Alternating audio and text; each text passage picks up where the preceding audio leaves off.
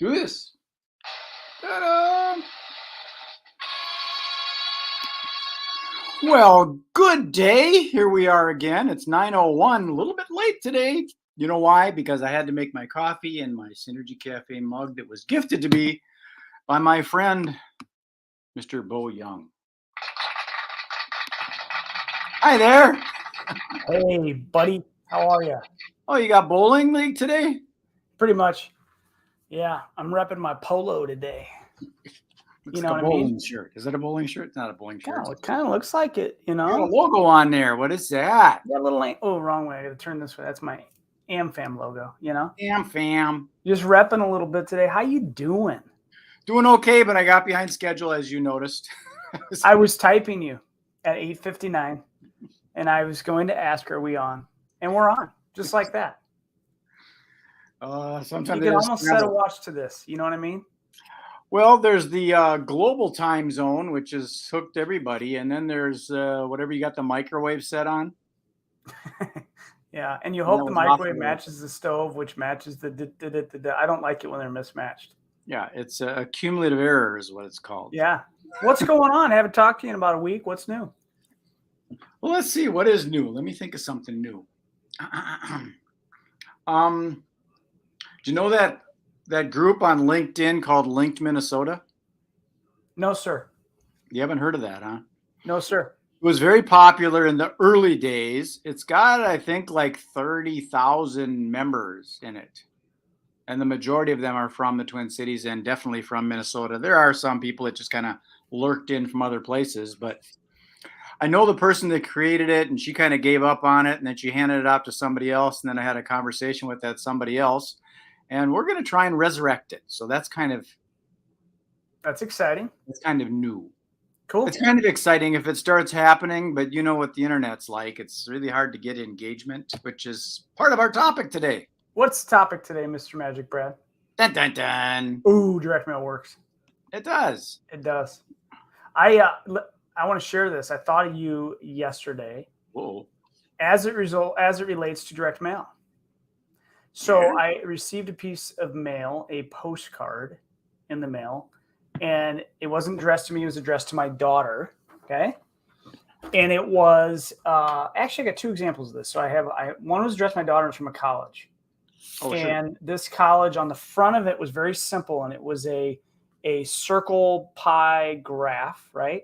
And one side was maybe white, one side was blue. So it was 50-50 split. That's what it looked like. And then on the bottom right, there was a little color code, right? To tell you what was each color and what was represented in this graph. Okay. So quick glance, look at it. It's intriguing. What is this? On the left-hand side was like, maybe grades or I don't know what it was. It had to do with her education. Hmm. And on the right-hand side for the other 50% was heart. And then in the color key was like, GPA or grades, heart, and then financial ability and test score or something. Those two bottom ones didn't even make the list in the chart. All they care about is heart and what you had done so far. So then you flip it over, and the card said that, every college wants you to come for this, and this. What we want you for is if you're kind. And it was about kindness. And I'm like, wow, man, it spoke right to me. I'm like, God, that'd be worth checking out, right? They value that. Okay. So that was one example of direct mail that I think kind of worked. And then there's another example. This was a letter that was sent to my daughter from a local organization in my community. Don't know what lists they're buying. My daughter is 18 years old, will be 19 in a couple months. And a letter was sent to her about enrolling her child, which she's childless, she's child herself, into some camp or something like that. So whatever list they bought or whatever data set they had was wrong. Sure. You're mailing it to the wrong human, wrong person. Yep. So there was a mismatch. So they could have used a quality database or list builder, right? So anyways, I thought I'd share a couple examples of direct mail. One can work and one cannot. All that stuff is very interesting in that to me in my marketing, I try and get as many of the cogs out of the machine as possible. Because you think about, okay, where did they get the list?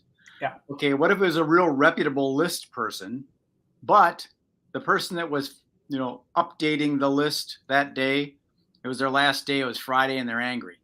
Yeah. Yeah. What if you just, I mean, there's a good reputable list broker, Yeah. but they just happen to buy it at the wrong time. Yep. And So these there's all lists, this stuff. these lists aren't perfect. And there's no company, we represent Mailbox Power, and theirs isn't perfect either. You get returned mail, you get the wrong names, you get the wrong things. That's how those lists are. That it's just unfortunate. My own company, my team member here took a picture of a mailer that was sent to him at his house, but it was actually in the name of his nephew. His nephew, who's not old enough to buy insurance. It was a terrible an example of what our company did. And yet then here's another example why these lists sometimes continue to be wrong. I have a prospect, if you will, that received a mailer on behalf of my agency. I didn't go in and physically order this, but the company's always mailing things, right? And this person called and was just irate. I've received multiple mailers on behalf of your company, not even in my name, but in the name of my nephew. He does not live here, and I want this to stop. And so my wife took the call and said, I'd love to take care of that. I'm really sorry for the inconvenience. Can I get the name that was on the mailer and the address? Absolutely not. I'm not going to give that to you. You probably already have my phone number up on your system too. I don't want any of that. And she calmly says, I can understand the hesitation, but you understand I can't remove you from a list if I don't know who's calling me. If I don't know the name and the address associated with the wrong mailer, you can't ever be removed from the list. He wouldn't give it. He's going to keep getting mailers because I can't fix it. There is a do not mail site. There's a do not call site. I would be able to fix the problem quickly, but that list is going to continue to be resold and regenerated, and this guy is going to keep getting mail. So if he can't help himself, then that's just how it goes. There's all those things that can go wrong, but I think it's helpful to shift your mind because, I mean, I'm risking myself as a felony right now, so I'll just put it out there into the world, but who knows? Sometimes mail comes to our place because this house is our house now. It used to belong to somebody else. Yeah. And it goes back a few years, so once in a while I get a piece of mail that's not addressed to me. Yeah. But it's on my property, and I open it. Yeah. I have a client that lives in a home I used to live in over 8 years ago. He still on occasion drops off mail that's addressed to me. 8 years ago. Like somebody's list is old. It's my point is sometimes I will open that mail because it's interesting to me. Yeah. Sometimes I open it because it's accidental. Like I think it's to me and I open it. Go ahead. Yeah. If it's personal, I take it and I cross it off and I put it back, return to sender, and it cleans up their database. But if it's a piece of advertising, I look at it, go, hey, this person, like they're on some travel club or something, and they're probably still a member, but they're not getting the mail. I take a peek at it. They'll get another piece later. But it is also interesting that, like my team member said, for the most part, if I received a mailer that was incorrectly addressed, right, it wasn't to me, or even if it was to me, it had my name or to the resident of, but I'm not interested. I don't have enough negative energy to take the time to call and choose somebody out because they sent a mailer. I'm just going to throw it away. I have the ability to just remove it from my view and move on. All of that negative stuff is a waste of time.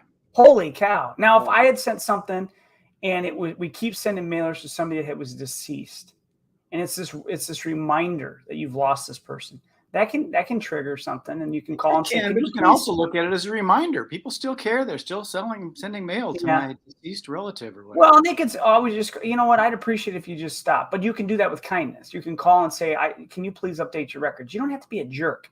There's times you just seriously want to stop people. I was out with some friends last night. We went on a nice pontoon ride, and it was just glorious. And one of the individuals is involved in healthcare. And she says it actually was surprising because she had noticed it had been a while since she'd been cussed at or chewed out or yelled at. And we're like, well, really, what do people say? And some of the things they say are terrible. And we talked about, like, you kind of want to stop somebody in their tracks that's being rude and just say, I have to ask, do you usually get the result that you're intending when you speak to somebody like that? Like, or does it actually make it worse or harder? Because you're not going to get anybody to step out of their way to help you when you treat people this way. No. It does. You're only going to make the situation worse. Like, I don't get it. You know? When something like that starts happening to me personally, I mean, we're off topic totally on this stuff, but it's definitely still marketing related. Yes. I get real quiet and I'll start asking questions like that. Because like with my expo business, so back on track with the event industry, sometimes there'll be an exhibitor that will say, I'm not getting any traffic here. This is a disgusting show. This isn't working for me. And you say, well, normally we don't refund money because you did get the opportunity and there's still more time in the day and stuff. But if we absolutely have to, I can return the money. But let me ask you a question. Do you realize that if I return the money, we have to sever you from our relationship and you can no longer exhibit in our show, any of our shows? So I'll just get it clear to them to realize that the relationship is severed. We've just had a divorce now. And if we do a great big giant thing at the grandstand at the Minnesota State Fair and it costs $50, you can't get in. You still want your money back. You just laugh. Yeah. All right. So let's stay on topic here. Direct mail. It works. I've seen stats, right? It's like 4 out of 10 millennials respond to these mailers or make decisions based on some of that. There's a lot of things out there for statistics. It still works, especially if it's used in conjunction with your other marketing, right? Totally. And that's in the comments of this, in this video, whether it's on YouTube or LinkedIn or Facebook, I did an example of an ad that I did on LinkedIn and it cost me $140. I did get a lot of impressions. Yep. I didn't get very many clicks. I mean, the clicks cost me about $4 a piece. Yeah. So how many postcards could I mail for that amount? Yep. At 44 cents each. And how long does that card stay versus an impression? Yep.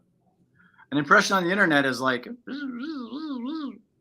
so I think if you could do your digital advertising just for brand recognition and try and then get that so that it's in their mind. So when they do get a direct mail piece, it resonates. Yep. But when you're casting your net globally, that's a little bit of a challenge. Yeah. If you're local, it's not too hard for me to grab a list of 500 people and then do a targeted digital ad locally here. There's a very high possibility of crossover if I'm targeting, say mothers. Well, we've got to go back into the business element of stuff. Say I'm targeting caterers. Yeah. High probability that the catering company here in Fridley is going to get a postcard and they saw the ad if they're on LinkedIn. Yeah. You got to do that. I like so matter of fact, I belong to a networking group right here in Hutchinson. And just this morning I said, here's a couple things. So we have a membership fee, right, for each individual member.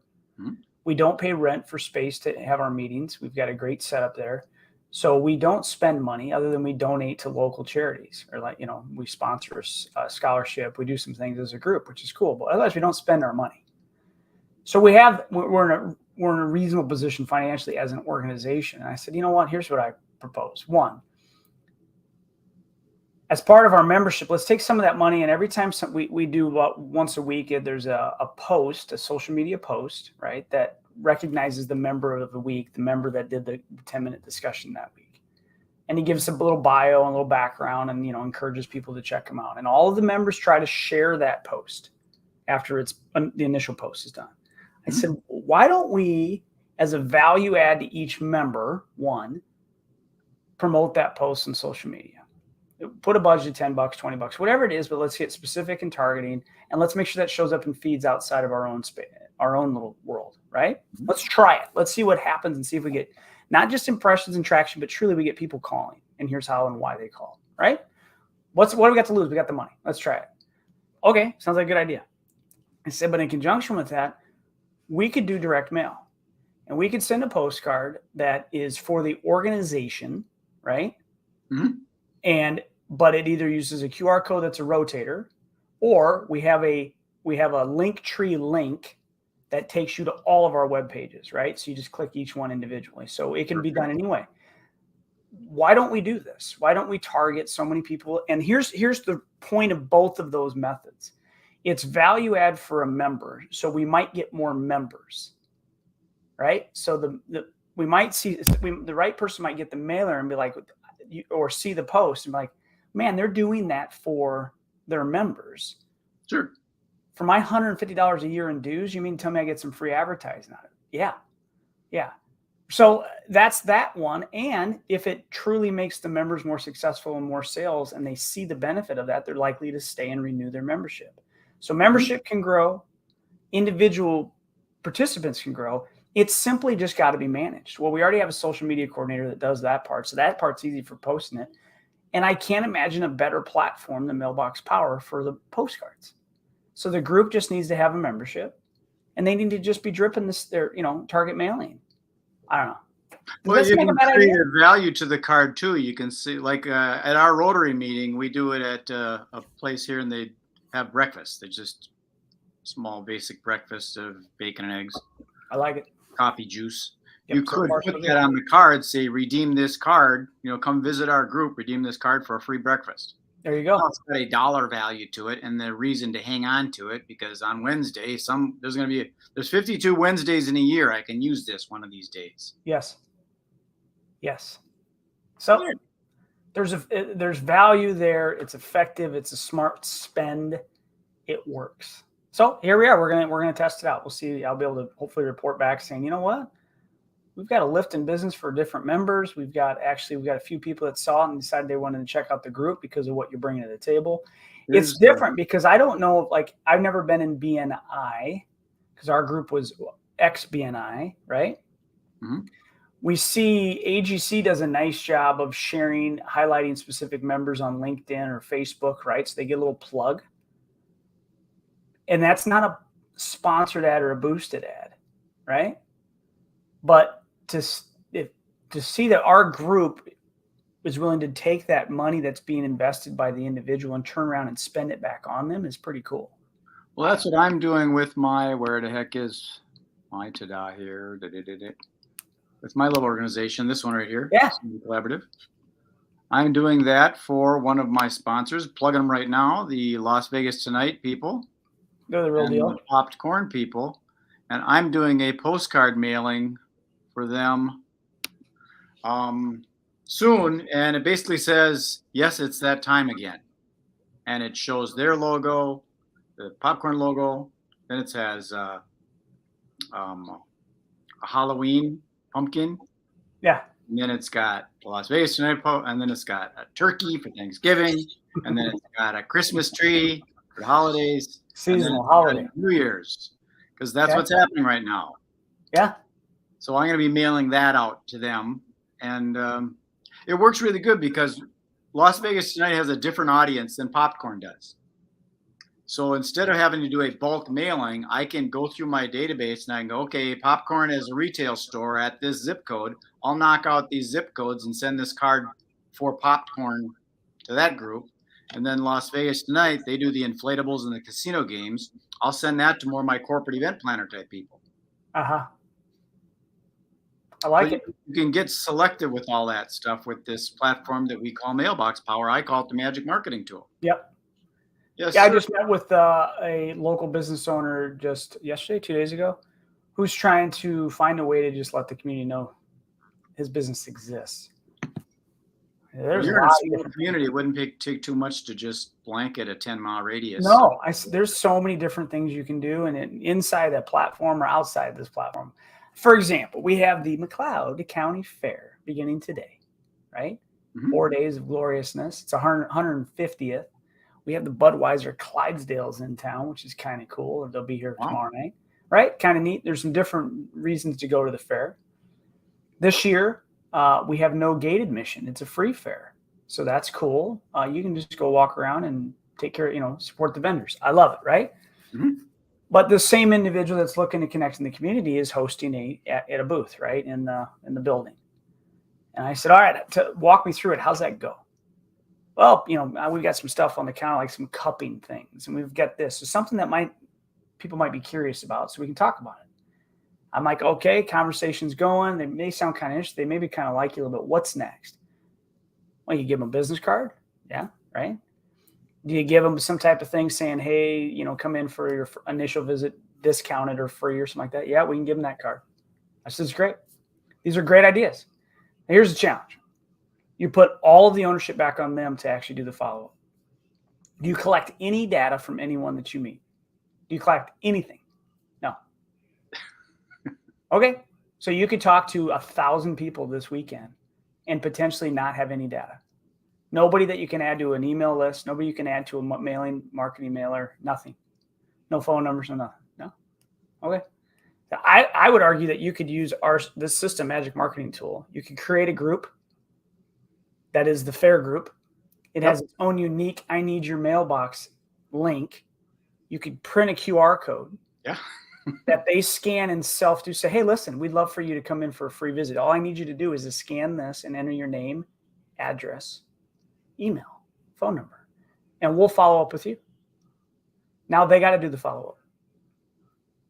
No, they don't. Collected the data, and it's self-done. The Magic Marketing Tool will do the follow-up. It'll send them a postcard saying, hey, thanks for stopping by. Exactly. Bring this card and you'll get a free whatever. Exactly. And it would have, and if you had the time beforehand, those that don't understand the system, but because some of the automation, you could have it set up already that postcard's been created, that a thank you for stopping by our booth. That's and the moment that they complete this task of giving you the information, that card is getting queued up to get printed and it's done. You could also just make that card if you didn't have time before the event, after the fact, add that entire group to that card and get it done if you have more time on Sunday night, right? So I look at that and say that's puts you in the driver's seat of collecting information to help them. These people were engaging with you. They're more likely to maybe come. See, when marketers like ourselves and my Gemini brain is going, I'm listening to you on one side and I'm creating on the other side. Yeah. I'm thinking, they could use the stick ups that are in there. That's a product that we have within Mailbox Power and the Magic Marketing Tool. They could create that scan, that QR code. Oh, you got some right there? That's a gigantic stick up on the back of my folder. There you go. That's a QR code, right? So they could design it so it had some words on it and it says scan this code. And now they can put that on their display table. Yep. And it's removable so it doesn't get stuck there forever. When they do a show some later down the road, they can stick it on the table later. Yep. And while you're talking to somebody because they're interested in what you're doing, you don't have to ignore these people. They can scan the code and get into the database, and then they can wander on and go look at the Clydesdales. Yep. I think it's just at the bare minimum, right? This is something that I would do if I was hosting a booth, right? And obviously you in the event space, I mean, it's something you can encourage anybody to do. Here's what I know, though, is that just the process of this, creating the account, creating the postcard, most of the business owners out there actually need someone to do it for them. Only because there's a learning curve, They like the idea, but it's too much. That's step one. Step two is let's do an all household mailing, right? Let's send a postcard to everybody you already have as a client saying we're moving, because that's the other thing that's happening with this group. So I realized after having the conversation that, man, I love it. It's not going to get done unless I help them do that, or they set up with a marketing team or a virtual assistant that's familiar with our system that would do it for them. Right. Yeah, because there's things you got to take your database, download it into a CSV file, upload it into Mailbox Power. And then you got to know how to go into Canva and make a little QR code that links to the right landing page. Right. You got to create the landing page in Mailbox Power, so you got the unique identifier link. Right. Then you got to mail the stick-ups and get them sent to yourself. Yep. There's all these things you got to do. But once you set it up, you're set up. Well, and this was a last-minute thing. And I said, we don't have time to make you a stick-up. But guess what? You could just print a QR code and just have it. I mean, it might look a little rough. Print it on fancy paper. I don't know, do something to at least do that for the collection. Well, as it turns out, that's not going to happen. They're going to have an entire booth for the weekend and probably not collect any data and hope just go brochures. Some people are going to leave. They're going to have brochures. They're going to have something. And as long as they call or they schedule online, great.